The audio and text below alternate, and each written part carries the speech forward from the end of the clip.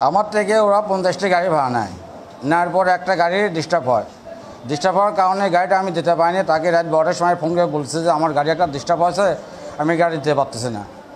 তো ওরা তখন ওরা বলতেছে কোনো সমস্যা নাই। পরে সকালবেলা এসে উনিকে আমাকে বলতেছে একটা গাড়ি দে।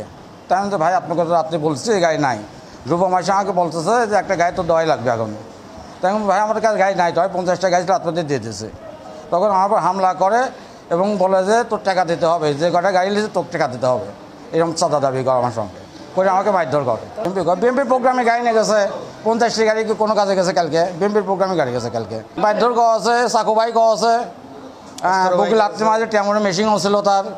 ওই জন্য আমি ওখানে কিছু বলে নেই, যে আমার ছেলে ফেলেছিল ওই ধরে মারধর করা আছে। 5 জন ছেলে ফেলেছিল, ওই কেউ ধাক্কা মা আছে, লাত্তি মা আছে, কেউ বইরবর লাত্তি মা আছে, এরকম ভাই ভালো আছে।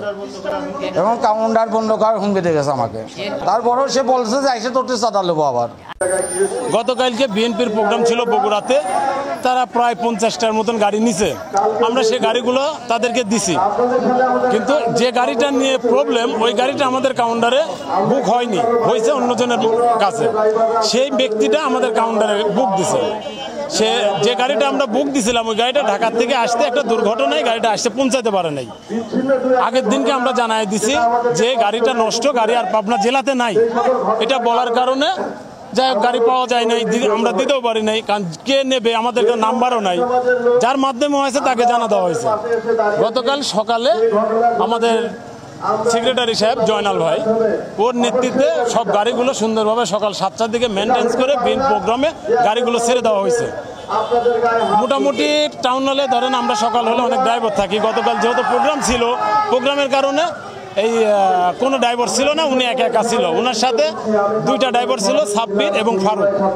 আর আমাদের ওখানে যে একটা কনফেকশনারি আছে শামীম ভাই, হঠাৎ করে এসে তার উপরে অগত হামলা চালায়। তাকে লাত্তি ঘুষি, বুকের পর এসে লাত্তি, মুখের পর মাথার পর ঘুষি মারার পর ওনার আর 2জন ঠেকাইতে গেছে, ওই 2জনকেও মারছে।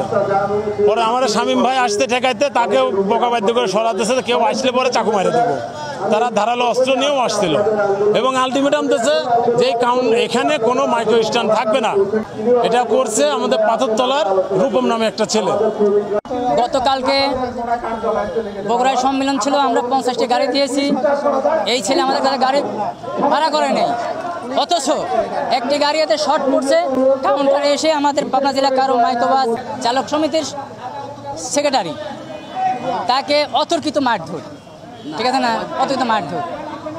বুঝে ওঠার আগেই ভাই কি হয়েছে, আমরা বলতে কী হয়েছে বলেন, কী হয়েছে বলেন, আমরা ব্যবস্থা করি কিন্তু তা না, আসে এই ছেলে দলের নাম ভাঙায়, অথচ দল করে কিনা এটা আমরা জানি না।